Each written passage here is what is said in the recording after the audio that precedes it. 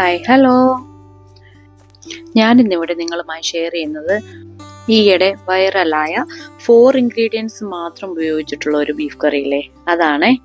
നല്ല അടിപൊളി ടേസ്റ്റാണ്. നിങ്ങൾ എല്ലാവരും ഒന്ന് ഉണ്ടാക്കി നോക്കണേ. ഒരു കുക്കർ അടുപ്പത്ത് വെച്ച് ചൂടായ ശേഷം അതിലേക്ക് വെളിച്ചെണ്ണ ഒഴിച്ചു കൊടുക്കാം. 2 ടേബിൾ സ്പൂൺ വെളിച്ചെണ്ണയാണ് ഞാൻ ഉപയോഗിച്ചിരിക്കുന്നത്. ഇനി അതിലേക്ക് 1 കപ്പ് ചെറിയ ഉള്ളി ഇട്ട് കൊടുക്കാം. നമുക്കിനി ഇതൊന്ന് വഴറ്റിയെടുക്കാം. ഇനി അതിലേക്ക് നമുക്ക് കുറച്ച് കറിവേപ്പില ഇട്ട് കൊടുക്കാം. കറിവേപ്പിലയും ചേർത്ത് നന്നായിട്ടൊന്ന് വഴറ്റിയെടുക്കാം.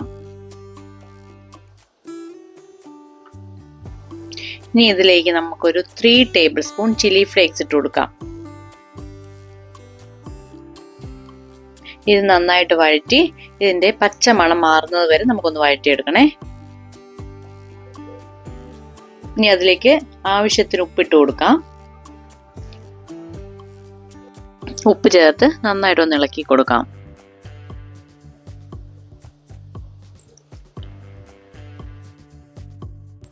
ഇപ്പൊ ഇതെല്ലാം നന്നായിട്ട് മിക്സ് ആയിട്ട് വന്നിട്ടുണ്ട്.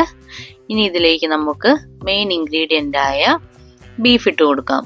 നല്ലവണ്ണം കഴുകി വൃത്തിയാക്കിയ ബീഫ് സ്ട്രെയിനറിലിട്ട് വെള്ളം മുഴുവൻ പോയ ശേഷം നമുക്ക് കറിയിലേക്ക് ചേർത്ത് കൊടുക്കാം. ഇനിയിപ്പോൾ ഇതെല്ലാം നന്നായിട്ടൊന്ന് മിക്സ് ചെയ്തെടുക്കാം.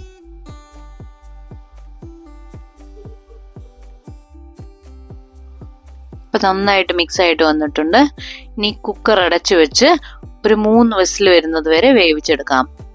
3 വിസിൽ വന്ന ശേഷം ഞാൻ ഫ്ലെയിം ഓഫ് ആക്കിയിരുന്നു. ഇപ്പോൾ കുക്കറിന്റെ സ്റ്റീം എല്ലാം പോയിട്ടുണ്ട്. ഇനി നമുക്കൊന്ന് തുറന്നു നോക്കാം. ആഹാ, അടിപൊളി കറി. നല്ല കൊഴുപ്പും നല്ല കളറും ഒക്കെ ഉണ്ട്. നമ്മൾ ഇതിൽ ചില്ലി ഫ്ലേക്സ് അല്ലാതെ വേറൊരു മസാലയും ഇട്ടിട്ടില്ല. ചെറിയുള്ളി കൂടുതൽ എടുത്തിരിക്കുന്നത് കൊണ്ടാണ് ഇതിന് നല്ല കൊഴുപ്പ് കിട്ടിയിരിക്കുന്നത്.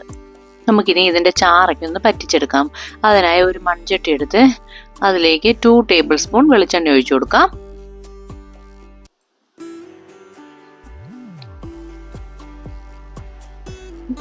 വെളിച്ചെണ്ണ ചൂടായി വരുന്നുണ്ട്. ചൂടായ ശേഷം അതിലേക്ക് ബീഫ് മുഴുവനും ഇട്ട് കൊടുക്കാം.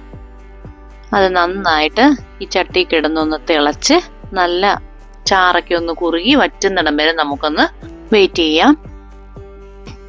ഇനി ഇതിലേക്ക് നമുക്കൊന്ന് കുറച്ചേറെ കറിവേപ്പില ഇട്ട് കൊടുക്കാം. അപ്പൊ ഇത്രയേ ഉള്ളൂ. എളുപ്പമല്ലേ? വളരെ കുറച്ച് ഇൻഗ്രീഡിയൻസ് കൊണ്ട് നല്ല അടിപൊളി ബീഫ് കറി തയ്യാറായിട്ടുണ്ട്. അപ്പൊ നിങ്ങൾ എല്ലാവരും ഇതൊന്ന് ട്രൈ ചെയ്ത് നോക്കിയിട്ട് ഫീഡ്ബാക്ക് മറക്കാതെ അറിയിക്കണേ. Thank you for watching.